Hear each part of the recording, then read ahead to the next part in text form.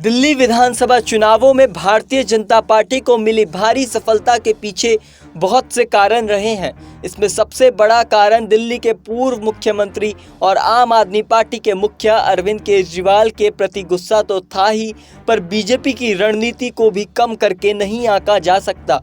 Bharatiya Janata party ने 2020 विधानसभा चुनाव में जो रणनीतिक गलतियां की थी, उनसे छुटकारा पाना भी एक बहुत बड़ा फैसला था। पार्टी के लिए यह बहुत फायदेमंद रहा। उम्मीद की जा रही है कि बीजेपी इस साल बिहार चुनाव में और अगले साल होने वाले पश्चिम बंगाल के विधानसभा चुनावों में आजमाएगी। आइए देखते हैं कि वो कौन सी गलतियां थी जिससे बीजेपी को 2020 के विधानसभा चुनाव में बहुत नुकसान हुआ था और 2024 के चुनावों में उसका बहुत फ़ायदा मिला। 2020 के चुनावों में भारतीय जनता पार्टी को बहुत बुरी हार मिली थी। हालांकि 2015 के चुनावों से बेहतर पोजीशन में थी। बीजेपी पर आंकड़ों पर मायने से बहुत खराब हालत थे। 2015 में बीजेपी के पास दिल्ली में केवल 3 सीटें थी, जबकि 2020 में 8 सीटों पर बीजेपी को कामयाबी मिली थी। पर भारतीय जनता पार्टी ने जिस तरह आम आदमी पार्टी को हर सीट पर टक्कर दी थी, उसके मुकाबले उसकी बहुत बुरी हार थी। 2020 में विधानसभा चुनाव में बीजेपी का हर नेता खुलकर ऐसी बयानबाजी कर रहा था जिससे ऐसा लग रहा था कि पार्टी हिंदुओं को अपने पक्ष में पोलराइज करने की कोशिश कर रही है। इसी दौरान बीजेपी नेता और इस बार सीएम पद के प्रबल दावेदार प्रवेश वर्मा ने शाहीन बाग में चल रहे एंटी सीएए प्रोटेस्ट को 1 घंटे में ख़त्म करने की बात कही थी। इसके अलावा उन्होंने एक खास समुदाय के लिए बयान दिया था कि ये घर में घुसकर बेटियों के साथ रेप करेंगे। इस तरह की बातें इस बार यानी 2025 के विधानसभा चुनावों में न प्रवेश वर्मा कह रहे थे और न ही कपिल मिश्रा। इसके बावजूद दोनों नेताओं ने अच्छी विजय भी दर्ज की।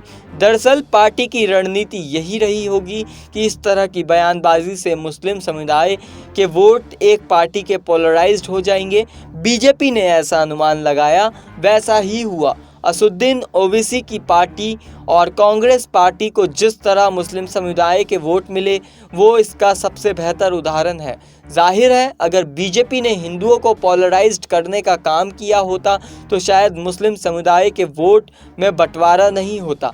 मुस्लिम समुदाय एकजुट होकर आम आदमी पार्टी को ही वोट करता। दिल्ली में हुए फायदे को देखते हुए बीजेपी अपने इस फॉर्मूले को भविष्य में बिहार और बंगाल में भी अपना सकती है। 2020 के चुनावों में बीजेपी अपना एजेंडा सेट करती है, उस पर केजरीवाल सफाई देते रहते हैं। शाहीन बाग को दिल्ली बीजेपी ने मुद्दा बना दिया। अरविंद केजरीवाल उस पर डिफेंसिव थे। इस बार शीश महल को छोड़कर बीजेपी ने और कोई ऐसा मुद्दा नहीं बनाया। 2025 के चुनावों में अरविंद केजरीवाल खुद एजेंडा सेट करके बीजेपी उसका जवाब देती है, उससे बड़ा अपना नैरेटिव खड़ा कर देती है।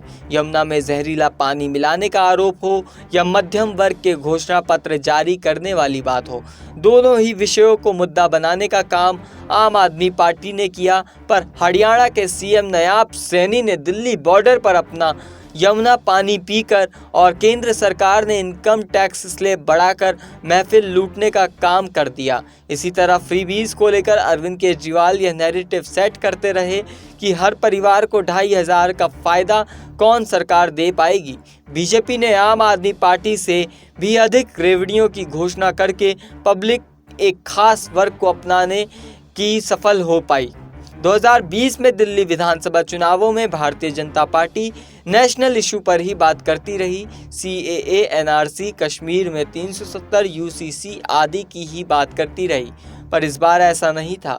भारतीय जनता पार्टी लगातार लोकल मुद्दे, दिल्ली की समस्याओं पर बात करती रही। प्रधानमंत्री नरेंद्र मोदी तक अपने भाषणों में ओवरफ्लो सीवर, साफ पानी की सप्लाई, जल संकट, यमुना का प्रदूषण और स्थानीय लेवल पर भ्रष्टाचार आदि की बातें की। इसका सीधा असर हुआ, अन्य नेताएं भी यही बात करते रहे। उत्तर प्रदेश के मुख्यमंत्री योगी आदित्यनाथ भी दिल्ली की सड़कों और यूपी की सड़कों की तुलना करते दिखे। उनके भाषण में हिंदू मुस्लिम नहीं था बराबर। इस बार बीजेपी को इस रणनीतिक का पॉजिटिव फल मिला। जाहिर है, पश्चिम बंगाल और बिहार में पार्टी इसी रणनीति पर काम करने वाली है। 2020 के चुनावों तक भारतीय जनता पार्टी को माइक्रो मैनेजमेंट करती रही। इस बार के विधानसभा चुनाव में भारतीय जनता पार्टी ने अल्ट्रा माइक्रो मैनेजमेंट किया है। 100-200 वोट के लिए भी मेहनत की गई है। अगर तमिलनाडु और आंध्र के लोगों को भी दिल्ली में लगाया गया था, बिहार और यूपी से बीजेपी के जो नेता दिल्ली में चुनाव प्रचार के लिए आए थे, उन लोगों ने बताया, उन्हें सख्त हिदायत दी थी, उनकी ड्यूटी जिन मोहल्लों में लगी है उनका प्रवास वहीं होना चाहिए। पहले ऐसा होता था, पार्टी के प्रचार में आने का मतलब है चेहरा दिखाया और फिर कहीं पार्टी हो रही है। इस बार ऐसा नहीं हुआ। फिलहाल इस मुद्दे पर इतना ही। आपकी इस मुद्दे पर जो भी राय है हमें कमेंट करके ज़रूर बताएं। मेरा नाम प्रवीण उपाध्याय है, आप देख रहे हैं नेक्स्ट 9 पॉलिटिकल बाइट।